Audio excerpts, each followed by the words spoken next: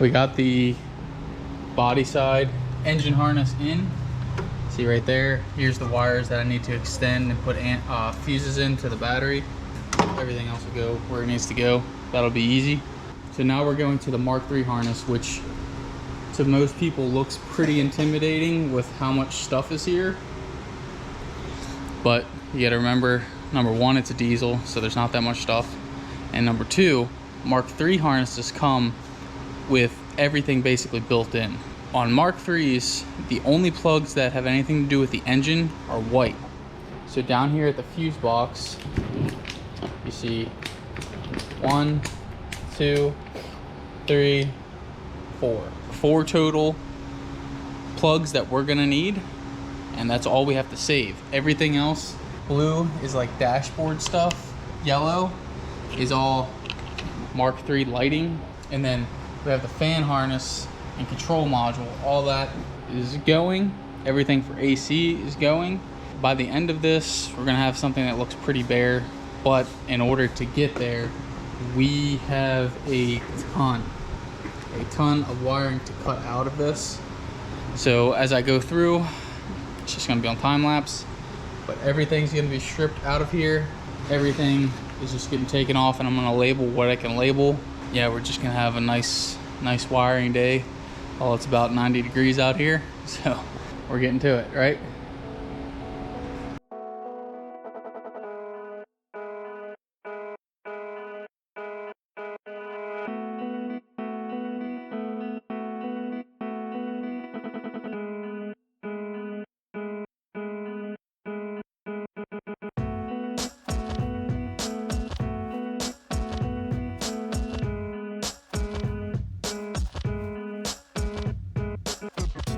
As you can see, I got it pretty thinned out.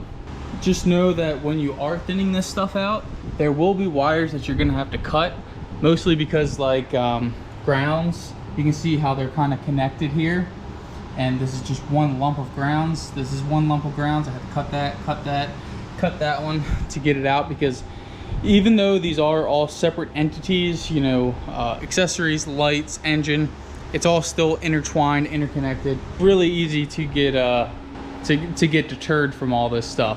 What I recommend is having a lot of gloves, a lot of clean rags, a lot of brake clean, and a lot of razor blades. Usually I just buy a giant pack of them. Here's one from Ace, 100 of them in there, and then you just go through them like it's nothing, because this stuff is old, it's sticky, it's nasty, it's already dulled about 4 or 5 blades. So just make sure you got a bunch of good stuff on hand. So now there still is, like I said, there's still more thinning out to do. Like right here, this is the starter wire. We don't need that anymore. We can take it out of the harness. There's a couple plugs in here I gotta kind of situate and figure out exactly what they are. Oh, I deleted everything from the radiator fan harness and wiring harness. So you can see there's the fan control module from the Mark III, there's the fan plug from the Mark III, rad fan switch, a bunch of AC stuff. You know, every 5 seconds you're stuck, you're sticky, the whole table's gross. I just want everything out complete as possible, and then so we can clean it, because this is just a nasty job. You know, 20 something years in a dirty Mark III diesel bay, that'll do it to you. So we got most of the Mark III harness stripped down. As you can see, there's a lot of harness hanging out down there. So we have it split just as it would be in a Mark III car, where you have this beginning side that's inside the car. This is what houses glow plug relay, the 2 fuse box plugs. I don't know what these are yet. I'm gonna see what they are, but I don't think they're too important. And the pedal, because remember, this is a drive-by-wire system. What we're going to be doing in here, these are the only plugs that we really have to decide how to get power to, and same with glow plug harness. But these ones, there's about 5 wires total that we have to cut out of here and splice into the Mark I harness, so it shouldn't be that bad. And then just how it would be in the car, this comes out, and then this usually splits up and goes into the rain tray. We'll see if that makes the most sense. I don't know where it's going to go just yet.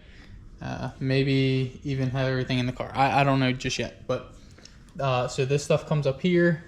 These are all of the kind of spare and loose wires and cut wires. So we're just leaving these out for now because we are gonna see what kind of codes we get when we plug the ECU in. And the ECU is down here, along with like the math, PCV, AC pressure switch, which we don't need anymore, stuff like that, random stuff. And then everything out here is what goes over to the car. This is the barrel connector that usually plugs to all Mark III engines. This goes to the injection pump. There's a bunch of them. I can't remember exactly what they are off the top of my head. So this is the engine side of everything, along with power and grounds, stuff like that. And then one thing we got to do is OBD2 connector.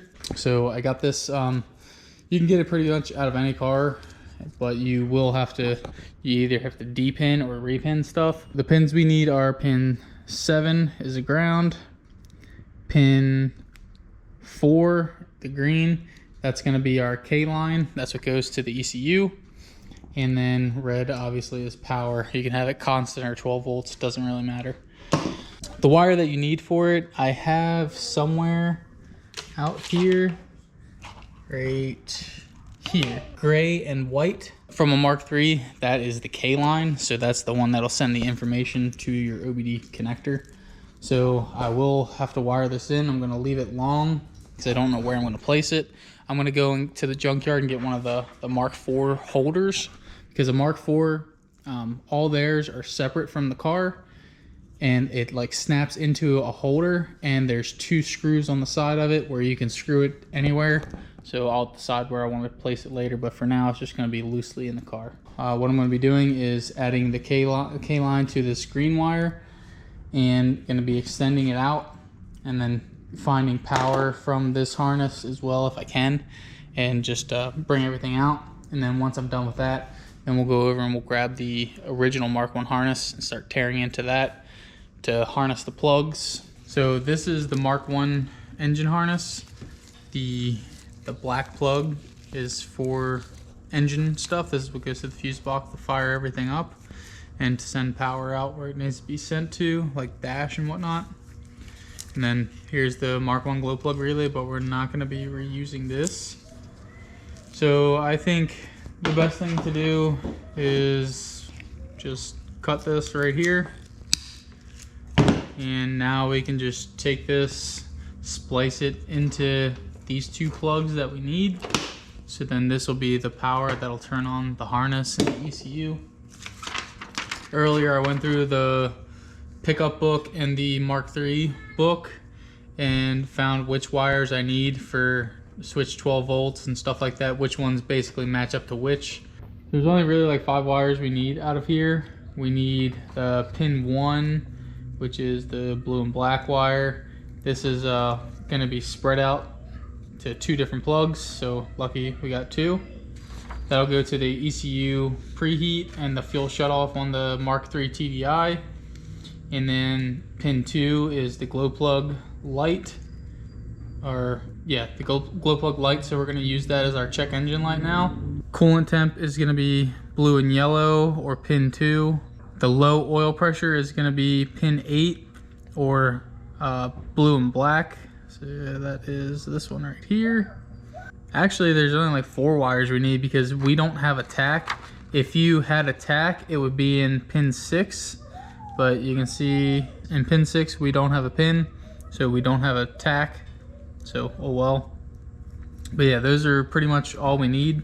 The ground wire and stuff like that is gonna just be going right to the chassis. Get the corresponding pins from here, cut them, butt connect them together, and we're gonna kind of stagger them.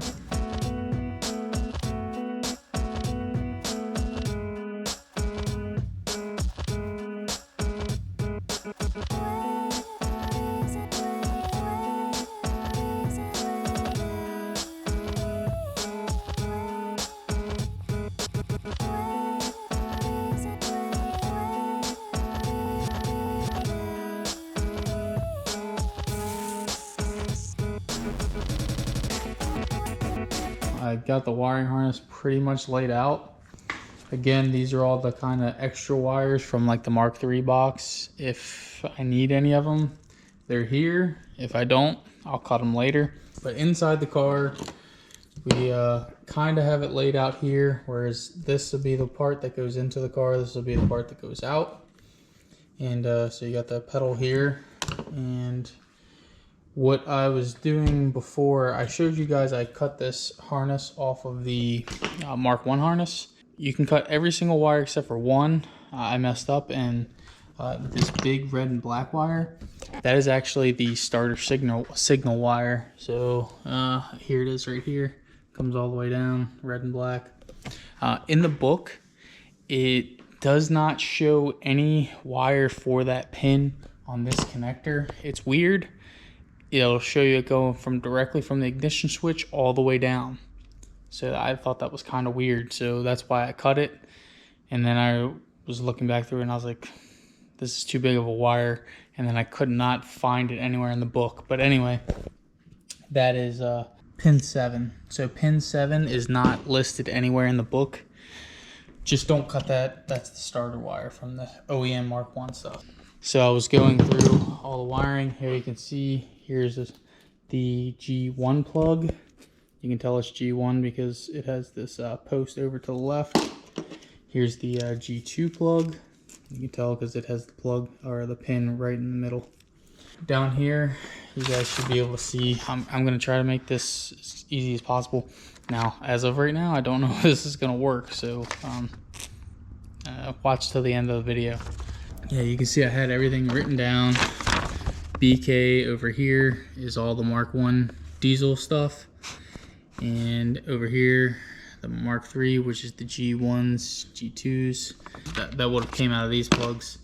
The BKs, the black plug. This is the plug from my fuse box. And again, if you guys haven't seen, my fuse box is kind of the one where it has just a shit ton of wires. See? And then there's the plugs. Here is what I've done for the wiring. Now, I don't know if everything's going to be perfect. Like I said, if there's an issue, I'll have to address it later. So the easiest ones are these first two wires right here, which is BK1. They are 12 volts switched ignition. And because of that, that's the wiring that has to go to the fuel shutoff valve. And from what I could find, in G1, it was supposed to be pins 1 and 4, but as you can see, the only pin that is here is pin 3. So pin 3 goes to one side of this wire, and then the other side of the wire I have going out and up to this relay. This relay is gonna be like a ground trigger thing. I'll show you guys in a second. We'll just run through these wires anyway. And then coolant temp from G2 to over here is 10-2. Low oil pressure. Mark IIIs have 2 oil pressure things because they have a dynamic system, whereas Mark I's don't. So you only need the low pressure wire. G2 11 goes to 10-8. Down here, tack. My car does not have a tack, but if you had a tack, it would be on pin 6 of the black connector. Now, I was having issue with the check engine light. It was kind of hard to figure out, but it turns out that on G2, pin 5, right here, it's this blue-green or green and blue wire. That's supposed to be the diesel. It's supposed to be the glow plug light and the check engine light. So I don't know how that goes. I imagine they flash together or something like that. So anyway, you take that wire and you put it to pin 5 on the glow plug. And now those are pretty much the majority of wiring you need. But then there are 2 more wires that you need for the ECU. So now you just go, and this is strictly Mark III side of it. So the relay is called the power terminal supply relay, and it is up here. It's just J13. It's gonna be kind of hard to see, but anyway, this pin 42 coming out of the ECU comes down to G17. And G17 I could not figure out on the list, but it turns out it is this purple wire right here. So I have that going to pin 86 on a 4-prong relay. So pin 86 is going to the purple wire right there. So it, if you need to know, on the bottom of a relay, it'll always kind of tell you. And you do not need one of these. This just makes it nice and easy because it's weather packed. You can just put terminal ends right on the bottom of these. And underneath of a relay, you can see here's pin 30, here's 87, and 85, 86. That wire had to go there. And then on the other side, right here, coming on the other side of it, so this will ground. Technically, there's another wire,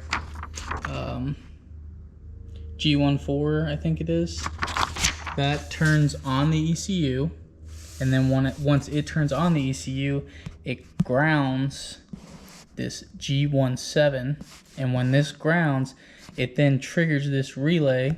So number 30 on the relay is constant power, and as soon as this is triggered, it then engages to G110, and that supplies power to everything in the harness. And G110, where is it? Here's G1. G110 is this big bastard blue and red wire.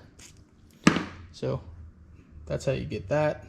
Anyway, the two sides of the relay that need power, because usually the point of a relay is to have a signal to turn on a relay, and then it'll grab power from somewhere that has a bunch of it. I just took the switch 12 volts and the constant power, and I ran them together to a switch 12 volts. If there's an issue, we'll see it down the line, but as of right now, that's how I'm going to try it. And then also don't forget that I did add in the OBD2 port. I just have to add power and ground to it. That's nice and easy. In the Mark 1 plug right here, there are no grounds. So in G1 from the Mark 3 harness, there are two major grounds, and these go directly to the engine block, and you need to ground these to something. So I just grabbed a random ground that I had, ground wire. So I cut them off of that plug, spliced it onto here, and now this I'll have a terminal in, and I'm just going to ground it directly to the chassis underneath the car, where the fuse box goes somewhere. That's going to be in there. And then the reason I used this wire was just because it had 3 wires kind of dangling off the side already. If I want to add some wires, I can do it. If not, I can cut them, clean them up. That is all totally done. And then you have the glow plug harness relay that's right here. This is its own separate thing. So you see it comes down and it goes to this gigantic fuse. Now usually this is grabbing power directly from the fuse box in a Mark III. I just sent it out. Now the other side of this wire, and it's coming out, and it's going to go directly to the battery. So it's running directly to the battery, and it's fused. I think it'll be fine. Most of the Mark III stuff is not fused out at the battery. It all comes in directly to the fuse box. Pretty damn close. I do have a couple grounds out here that I'll have to situate, and wires that go to the battery. All that's gonna have to be situated. I do have the battery over here. It's charged. I'll get into this probably tomorrow. It's getting late today. But I do have to kind of lay this harness in place.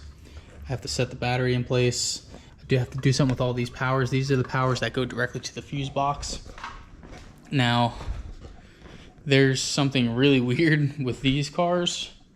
Like I said, a Mark III doesn't have any fuses until it goes to the fuse box.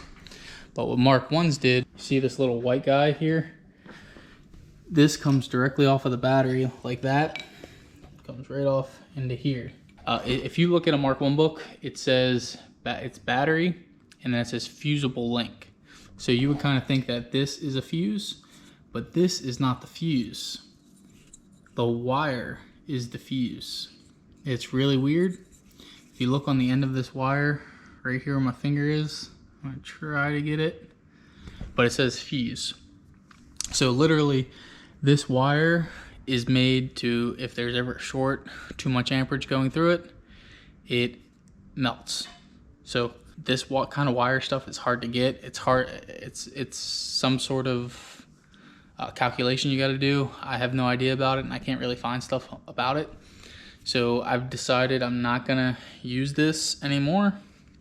And what I am going to try to do, because this is a pretty bare truck, we don't have AC anymore. We're only gonna have wipers, headlights, that kind of stuff. I'm gonna test it, make sure all that can work at the same time. That fusible link wire is supposed to be rated to, I think, 40 amps. From what I can gather, it's hard to kind of figure it out. I'm just trying things. If it works, I'll let you guys know. If it doesn't, maybe I'll buy a roll of that wire, because you can get that wire, but I don't know the lengths and stuff like that. So anyway, I'm rambling at this point. What I've decided to do was I bought genuine 10 gauge fuses like this. These are little weather pack things, and I'm just gonna run them in line up to the battery. Try my best to hide them, because you guys know I don't like using aftermarket kind of stuff, but that's what we're gonna have to use, and I think it'll be fine. We'll have the fuses in there, and then once this is all up here tested, once everything works, then I'll show you guys how to do the radiator fan wiring. That's its own sub harness that'll be really easy to do. But yeah, guys, this is a lot of stuff. Hopefully you guys got to think about everything. I'm gonna try to get this into one episode and put it in the car, but if not, thanks for watching. Like, comment, subscribe, stay tuned for more stuff.